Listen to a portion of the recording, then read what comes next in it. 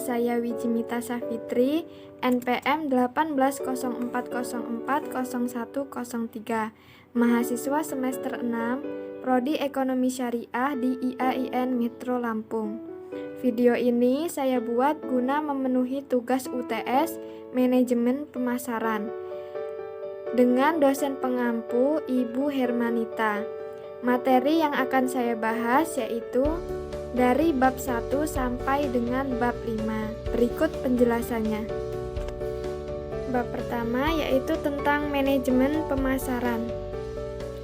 Pertama, pengertian manajemen pemasaran. Manajemen pemasaran merupakan suatu sistem total dari kegiatan bisnis yang dilakukan dalam hal merencanakan penentuan harga, promosi, pendistribusian barang dan jasa yang dapat memuaskan keinginan dan kebutuhan konsumen, baik konsumen saat ini maupun konsumen potensial. Selanjutnya, tujuan pemasaran yaitu mengenal dan memahami pelanggan sedemikian rupa sehingga produk yang dijual akan cocok sesuai dengan keinginan pelanggan dan dapat terjual dengan sendirinya. Selanjutnya, 7 fungsi manajemen pemasaran. Yang pertama, menganalisis konsumen, yaitu pengamatan terhadap semua kebutuhan dan keinginan konsumen.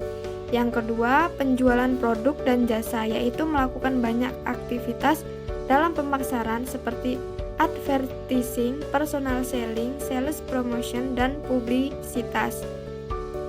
Ketiga, perencanaan, yaitu perencanaan terhadap produk dan jasa seperti pengemasan, uji pemasaran, pelaksanaan garansi, dan penyediaan layanan konsumen. Keempat, penetapan harga. Yang sangat berpengaruh dalam penetapan harga adalah konsumen, pemasok, distributor, pesaing, dan pemerintah.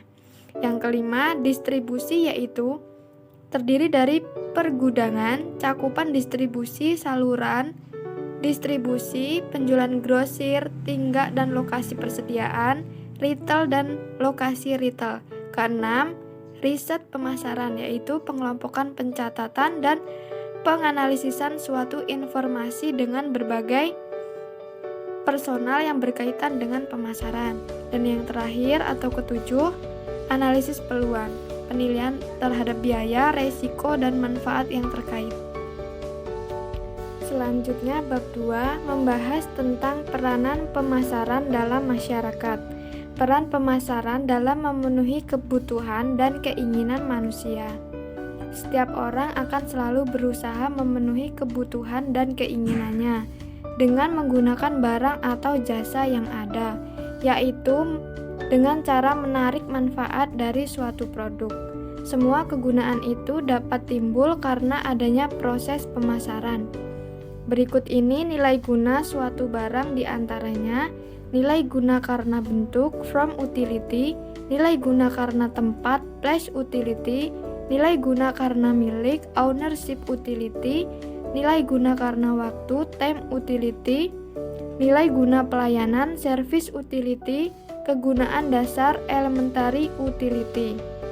Kegiatan pemasaran dapat diklasifikasikan ke dalam 9 bidang kegiatan, diantaranya pembelian, penjualan, pengangkutan, pergudangan atau penyimpanan, penjajahan, standarisasi, dan grading, pembelanjaan, penanggungan resiko, dan informasi pasar. Selanjutnya, keterkaitan antara industri, produk, dan pemasaran. Industri adalah bidang usaha yang menghasilkan barang atau jasa di mana kegiatannya dinamakan dengan produksi, lalu usaha untuk menyampaikan barang dan jasa tadi kepada konsumen, akhir dinamakan dengan pemasaran. Keterkaitan antara industri, produksi, dan pemasaran. Selanjutnya, bab ketiga yaitu membahas tentang konsep pemasaran. Konsep pemasaran adalah suatu falsafah bisnis yang menyatakan bahwa pemuasan kebutuhan merupakan syarat ekonomi dan sosial bagi kelangsungan hidup perusahaan. Ada 6 konsep pemasaran, diantaranya yang pertama, konsep produksi, yaitu suatu konsep di mana konsumen lebih menyukai produk yang dapat ditemukan di mana-mana dengan harga yang murah. Kedua, konsep produk menyatakan bahwa akan lebih menyukai produk yang menawarkan mutu, kualitas, performansi, dan karakter terbaik.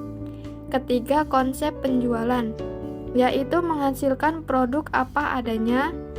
Keempat, konsep pemasaran, menentukan kebutuhan dan keinginan pasar serta sasaran pasar serta memberi kepuasan yang sesuai secara efektif dan efisien.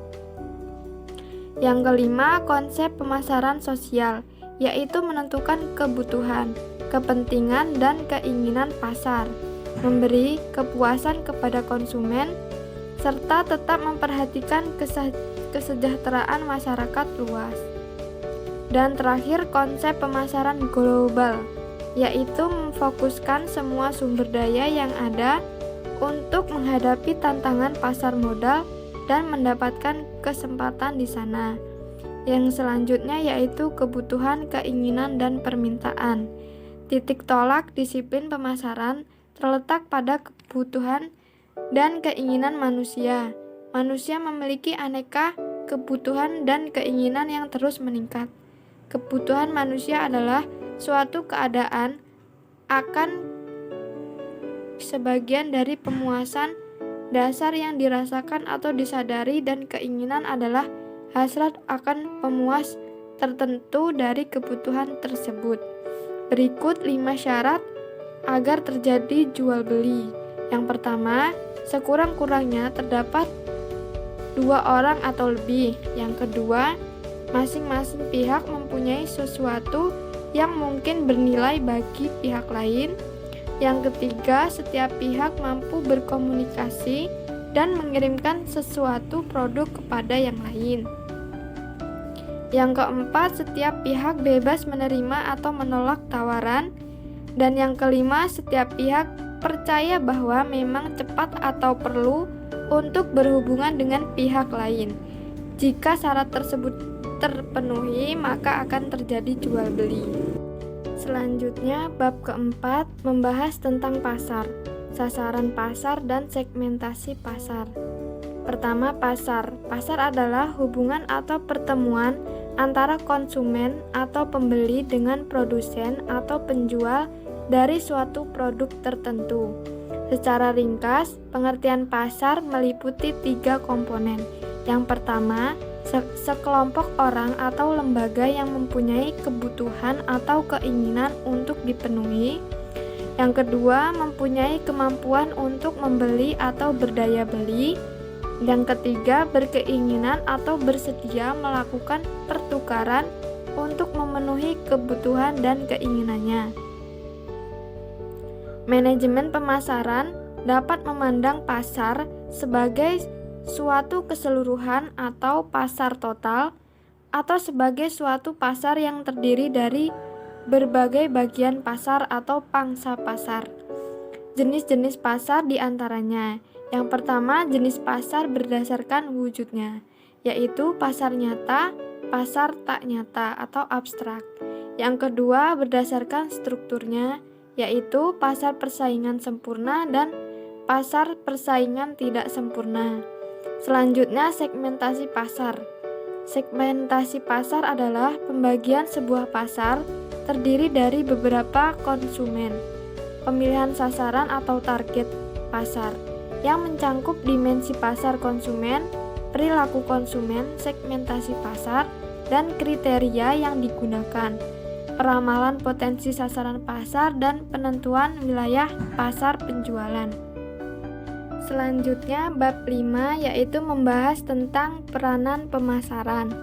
Pemasaran mempunyai peran penting dalam masyarakat karena pemasaran menyangkut berbagai aspek kehidupan, termasuk bidang ekonomi dan sosial. Karena kegiatan pemasaran menyangkut masalah mengalirkan produk dari produsen ke konsumen, maka pemasaran membuka lapangan kerja yang penting bagi masyarakat. Dengan demikian, pemasaran merupakan sektor yang penting dalam pendapatan masyarakat. Kemudian selanjutnya, peranan pemasaran dalam memenuhi kebutuhan dan keinginan manusia.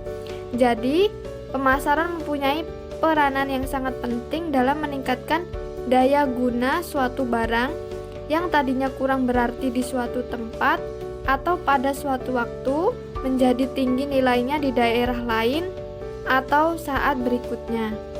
Meningkatnya daya guna suatu barang, kebutuhan manusia akan terpenuhi. Kemudian peranan pemasaran dalam mengalirkan produk dari produsen ke konsumen. Mengalirnya produk dari produsen sampai ke tangan konsumen dilakukan dengan menggunakan peralatan pengangkutan atau transportasi dan fasilitas gudang. Untuk membantu kelancaran arus kegiatan transaksi dan arus barang, maka dibutuhkan pelayanan dari organisasi lainnya. Misal adanya bantuan pinjaman dari dana bank, bantuan dari lembaga asuransi untuk pembayaran resiko. Selanjutnya, peranan pemasaran dalam kegiatan ekonomi.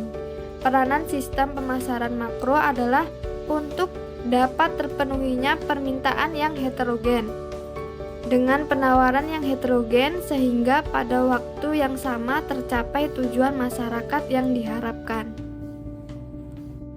Demikian tadi penjelasan materi manajemen pemasaran yang dapat saya sampaikan.